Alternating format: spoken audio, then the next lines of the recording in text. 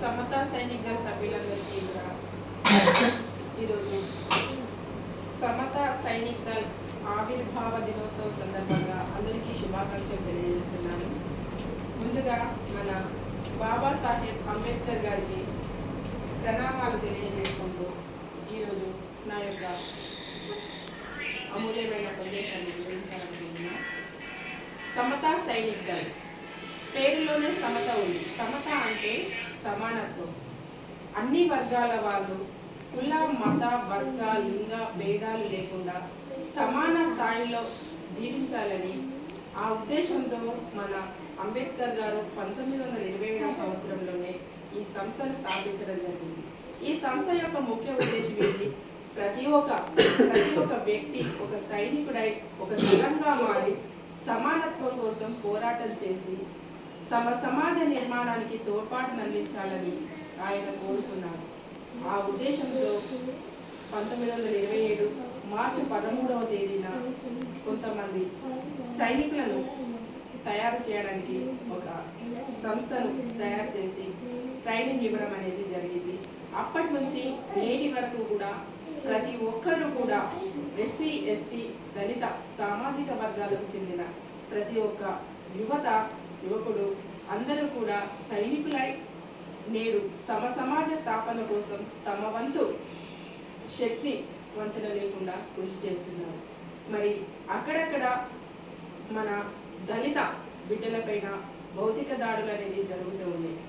వాళ్ళ మీద దాడులే కాకుండా మన జ్ఞాన పిపాస జ్ఞానానికి చిహ్నమైన మన అంబేద్కర్ గారి మీద కూడా ఆయన యొక్క విగ్రహాల మీద దాడులను కూడా చేస్తున్నారు. కానీ ఆయన ఆకాశమంత ఎత్తులో ఉన్నారు. ఆ విషయం తెలియని మూర్ఖులు వారి మీద దాడులు చేయడం, వారి యొక్క విగ్రహాలను కూలవేయడం, రకరకాలుగా అవమానించడం అనేది జరుగుతుంది.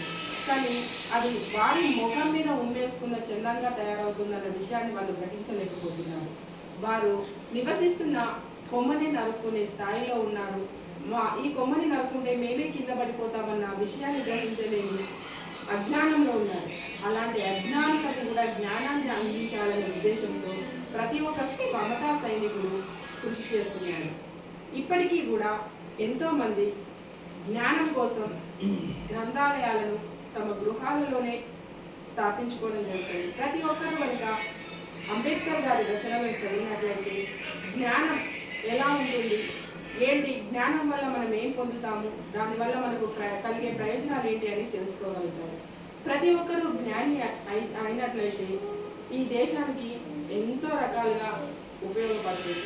కాబట్టి మనమందరము కూడా జ్ఞానాన్ని సంపాదించుకోవాలి. ఆ జ్ఞానంతో మనం ఏదైనా పొందవచ్చు. అజ్ఞానంగా ప్రవర్తించకుండా ఆయన ఒక శక్తి, ఒక జ్ఞాన బింబం అనేసి అందరూ తెలుసుకోగలుగుతారు. ప్రపంచంలోనే అత్యంత మేధావి వర్గంలో మేధావులలో మొదటి స్థానంలో ఉన్న అంబేద్కర్ గారిని ప్రపంచంలో ఉన్న అన్ని దేశాలు గుర్తించగలుగుతున్నాయి. కానీ దురదృష్టం ఏంటంటే మన భారతదేశంలో ఉన్న పేరును మాత్రమే అంబేద్కర్ గారు అని చెప్తూ ఆయన యొక్క ఆశయ ఫలాలను అనుభవిస్తూ ముందు మాత్రం ఒక మాట చెప్తూ వెనక ఇంకో రకంగా వెక్కిరించినప్పుడు ఆయన యొక్క ఆశయాలను కూలదోసే ప్రయత్నాలు జరుగుతున్నాయి. మరి అలాంటి ప్రయత్నాలను మనమందరము కూడా తెలుసుకొని ఆ ప్రయత్నాలను తిప్పికొట్టే ప్రయత్నం మనం చేయాలి. అప్పుడే ఈ సమాజంలో సమాజ స్థాపన జరిగి సమత అనేది అంతా కూడా అందరికీ కూడా సమతా ఫలాలు అందడం అనేది జరుగుతుంది.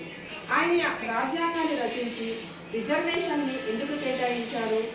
అప్పుడు ధనిక వర్గం అనేది ఎక్కువైపోయింది. పీడిత పాలనలో చాలామంది పేదలుగానే మిగిలిపోయారు. కాబట్టి తక్కువ కులాల వారు ఎక్కువ కులాల వారు అనేసి ఉన్నారు. కాబట్టి ఎక్కువ కులాల వాళ్ళందరూ కూడా సంపన్నులుగా ఉండి తక్కువ కులాల వాళ్ళు పేదరికంలో మగ్గిపోతున్నారు. కాబట్టి అలాంటి అల్పసంఖ్యాక ప్రజలకు తను రాజ్యాంగంలో ఒక ప్రత్యేకమైన రిజర్వేషన్ కనుక కల్పించినట్లయితే అది తద్వారా అందరూ కూడా సమతా స్థాయిలో అంటే సమాన ప్రతిపత్తి ఎదుగుతారన్న ఉద్దేశంతో రిజర్వేషన్ అందిస్తే ఆ రిజర్వేషన్ కూడా ఇప్పుడు మరొక రకంగా తయారైపోయింది. సంపన్నులు కూడా మాకు రిజర్వేషన్ కావాలి, మా కులపోలకు రిజర్వేషన్ కావాలని రాజ్యాంగాన్ని మార్చి రిజర్వేషన్ ఫలాలను వాళ్ళు పొందుతున్నారు. పేదవాళ్ళు ఇప్పటికీ కూడా ఇంకా మరింత పేదవాళ్ళుగా తయారవుతున్నారు. కానీ మన బడుగు బలహీన వర్గాలు ఈ విషయాలను గుర్తించక సంపన్న వర్గాల వైపు, ఆ సంపన్న వాళ్ళ ఎవరైతే మెజారిటీ కులాలు లేవో, ఎక్కువ కులం అని చెప్పుకుంటున్నారో వాళ్ళ వైపే మొగ్గు చూపుతూ అటువైపే వెళ్ళడం జరుగుతుంది. కానీ మూలాలను వాళ్ళు తెలుసుకోలేకపోతున్నారు. ప్రతి ఒక్క బడుగు బలహీన వర్గాలకు చెందిన ప్రతి ఒక్క వ్యక్తి తెలుసుకొని తను సమతా సైనికుడైన నాడు మొత్తం మన భారతదేశంలో సమతా స్థితి అనేది పెంపొందించుకోవడం జరుగుతుంది. అప్పుడు అంబేద్కర్ ఆశించిన ఆశయం సమాజ స్థాపన, అందరికీ సమానత్వం అనేది చేకూరుతుంది.